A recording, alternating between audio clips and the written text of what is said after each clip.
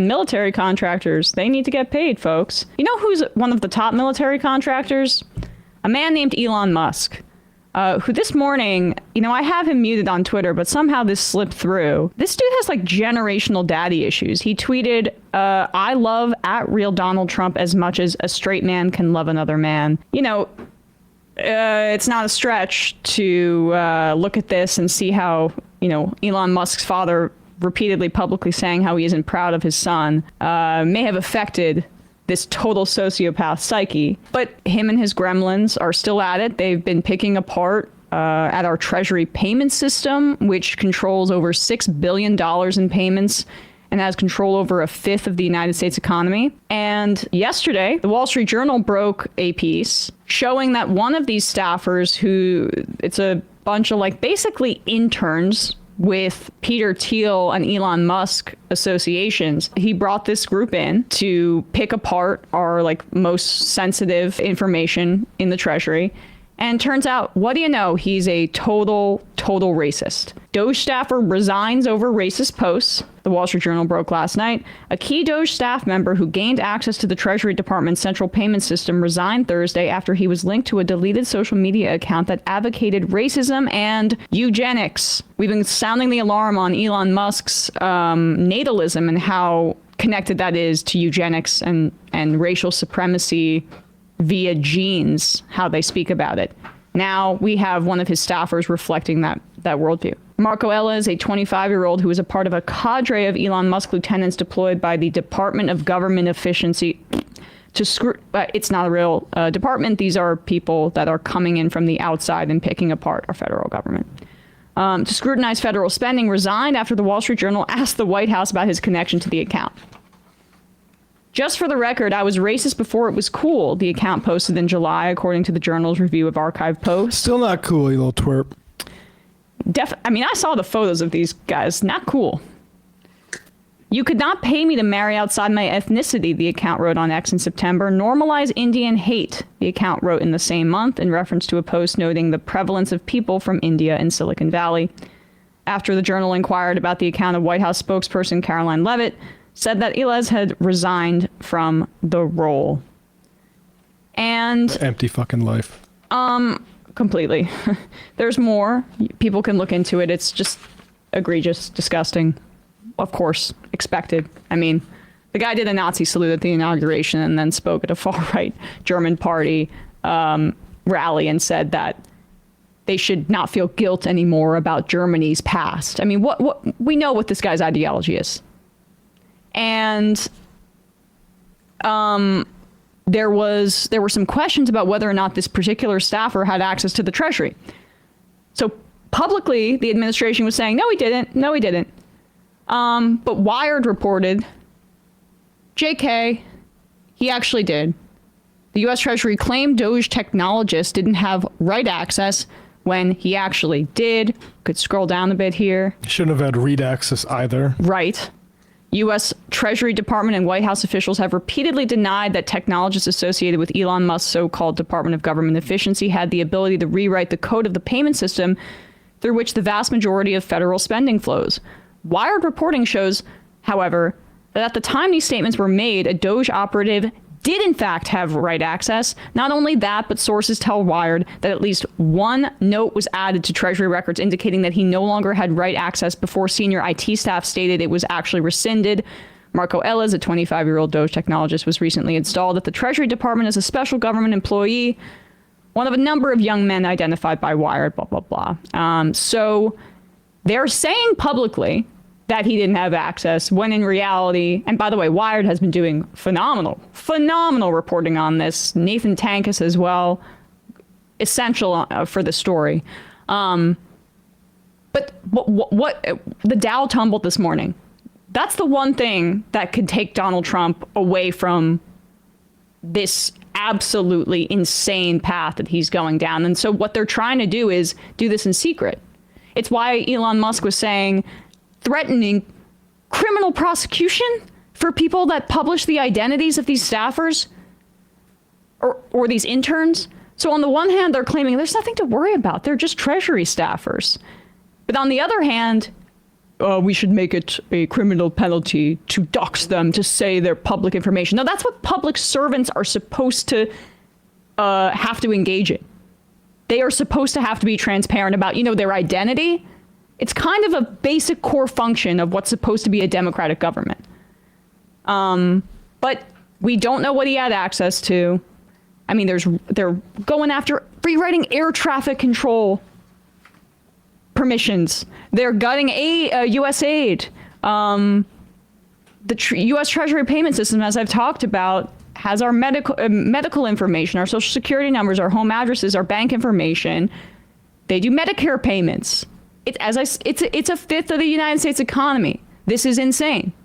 And unlike in 2016, where there were guys like Reince Priebus and even Rex Tillerson, who they're horrible human beings, but they're more like, I guess, traditional Republicans that want to... Tillerson stayed in the Iran deal until he was replaced. And then immediately after his replacement, we got out of the Iran deal. They're more tethered to like the reality that we all share. Everybody now in the administration has been pre-cleared to be a Trump loyalist, including the Treasury Secretary, Scott Bessent, who over a dozen Democrats voted for, by the way. Here he is on Fox Business on Wednesday denying that there's anything wrong here. And Elon Musk's influence on the Treasury, DOGE's influence on the Treasury. You're the Treasury Secretary. What can you tell us about this? Larry, that Elon Musk is the greatest entrepreneur of this generation, and the DOGE, outlook and their brief from the president, the Department of Government Efficiency, and we had the Grace Commission. You and I are old enough to remember. You were in the administration. Yep. The Grace Commission in the 80s failed. Reagan years. Yet Bill Clinton, Al Gore set up a commission on government efficiency, failed. And DOGE is not going to fail. And that they are moving a lot of people's cheese here in the Capitol. And that when you hear this squawking, then some... So cheese. Imprecise. Cheese. What is cheese? You mean the money that is taken out of our paychecks? I'll point out they haven't actually pointed to any fraud, despite all of this insane amount of access they get, and all the people saying, "Oh, why are people opposed to transparency?" Because this isn't transparency. This is simulation. And the fraud that we do see, we get it from the actuarial reports about the Pentagon, which wastes billions and billions of dollars every single year. I'm sure they'll get to that. Eventually. I saw somebody tell Elon to do that. Still working on it. It's down the list of priorities. But... all right, keep going. I had a different thought, but now I'm blanking on it. It'll come back to me. That when you hear this squawking, then some status quo interest is not happy. What I will tell you that at the Treasury, our payment system is not being touched. Everything we process 1.3 billion via payments a year. There's a study being done. Can we have more accountability, more accuracy, more traceability, that the money is going where it is, but in terms of payments being stopped, that is happening upstream at the department level. All right, well, No, keep going. Essentially, you're saying you're cooperating on this government downsizing with Elon Musk and DOGE. What I'm saying is that at Treasury, our motto is to move deliberately and fix things. I like that. Okay. Yeah, Treasury sure. Secretary Okay. Scott. So it was interesting to see Kudlow's a little shaky there. Move right? deliberately, is that like when you have to say, actually, no, we don't have right access? Oh, we do. We might have had a little bit. We don't have it right now, though. That's deliberation. Is it deliberate when you have to say, oh, actually, that executive order didn't mean to go after Medicaid, or it didn't mean to cut off PEPFAR because of people trying to fight HIV and AIDS? Like, that's not deliberate. Kudlow's nervous because he's the kind of guy that just cares if stock market go up or stock market go down. Right. And that's why they are concealing this. Yes. It's because they want to do this in secret so they don't spook the markets. Because as I am, I keep saying, as I said, a fifth of the United States economy is being just toyed around with right now by a bunch of intern groypers, 4chaners, and a billionaire in a K-hole. And like it just, there's no, like, they're stealing from us. This is where we have to reorient the conversation. Our tax dollars, Congress has the power of the purse. Through the budget, they determine where our tax dollars are allocated. Then the president signs it, and he has to faithfully implement that.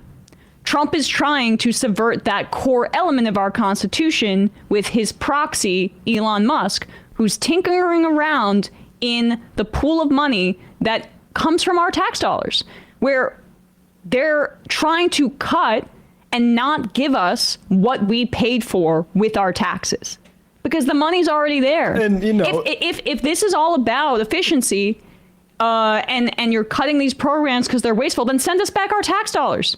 Then send it back. But they're not going to do that because they're stealing from us. They're stealing from us. And that's, I think, like, that's what Ilhan Omar was saying too, and that's the better way to describe it. well, and like outside of any dollar amounts, this is just a stealing of democracy. What's the point of voting for representatives if what they decide is just allowed to be ignored because a giant Afrikaner billionaire decides his 25-year-old racists think it's woke? Well, what's the point of voting for even Republicans? You have an entire House and Senate and the presidency, and they're off putting all of this onto him.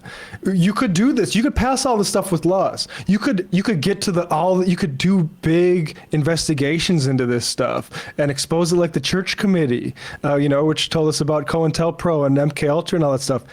You're not going to do any of that because this is all just about slashing stuff. And ultimately, like, the markets, Besant got through because all the Democrats that voted for him trusted him as like a hedge fund guy, former Soros associate, trusting the markets. But at the very top of this thing, a lot of these people understand that a depression or a huge recession isn't actually so bad because it might mean that they can scoop up a lot of stuff for the cheap. Yeah, right. And the reason that they wouldn't want that to go through Congress is because that's not what Yarvin tells these tech billionaires.